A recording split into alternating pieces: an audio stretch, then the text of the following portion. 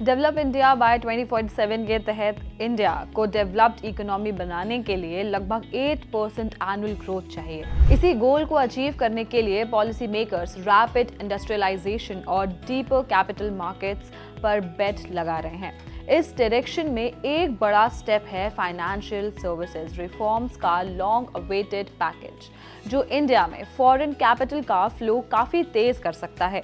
सबसे रीसेंट और important move में पार्लियामेंट ने इंश्योरेंस कंपनीज में 100% फॉरेन ओनरशिप अलाउ कर दी है। इंश्योरेंस सेक्टर काफ़ी टाइम से अंडर पेनिट्रेटेड और कैपिटल स्टार्व्ड माना जा रहा था। इसके साथ ही रेगुलेटर्स ने बैंक्स, पेंशन फंड्स और कैपिटल मार्केट्स के रूल्स भी ओवरहॉल किए हैं, ताकि लोग गोल्ड और प्रॉपर्टी जैसे आइडल एसेट्स से निकलकर इक्विटीज, बॉन्ड्स और लॉन्ग टर्म इन्वेस्टमेंट्स में पैसा लगाएं, जो फैक्ट्रीज और इंफ्रास्ट्रक्चर को फंड कर सकें।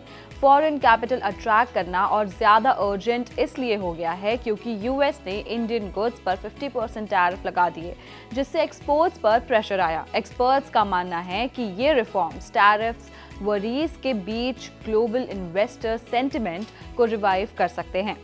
रीसेंट डील्स इस इंटरेस्ट को क्लियरली दिखाते हैं। मित्सुबिशी यूएफजे का श्रीराम फाइनेंस में $4.4 बिलियन का स्टेक, मित्सुहो का एवेंटिस कैपिटल टेकओवर और सुमिटोमो मित्सुई की येस बैंक में एंट्री, ये सब इंडिया के फाइनेंशियल सेक्टर पर ग्लोबल कॉन्फिडेंस का सिग्नल है। आरबीआई डेटा के मुताबिक अप्रैल टू सितंबर में एफडीआई $7.6 बिलियन रहा, जो पिछले साल से डबल है।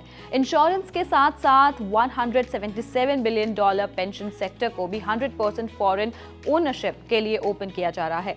इस तरह का long term patent capital highways, power plants और इंडस्ट्रियल कॉरिडोर्स के लिए परफेक्ट होता है। साथ ही न्यूक्लियर सेक्टर को प्राइवेट प्लेयर्स के लिए खोलना, टैक्स कट्स और लेबर रिफॉर्म्स भी ग्रोथ को सपोर्ट कर रहे हैं। हाँ, शॉर्ट टर्म चैलेंजेस हैं, मार्केट्स अंडर परफॉर्म कर रहा है, एफआईआईज सेलिंग कर रहे हैं और रुपी वीक है, लेकिन एक्सपर्ट्स का कहना है कि रिफॉर्म की इम्पैक्ट धीरे धीरे आता है और लॉन्ग टर्म में इंडिया की ग्रोथ स्टोरी और ज़्यादा स्ट्रॉन्ग हो सकती है।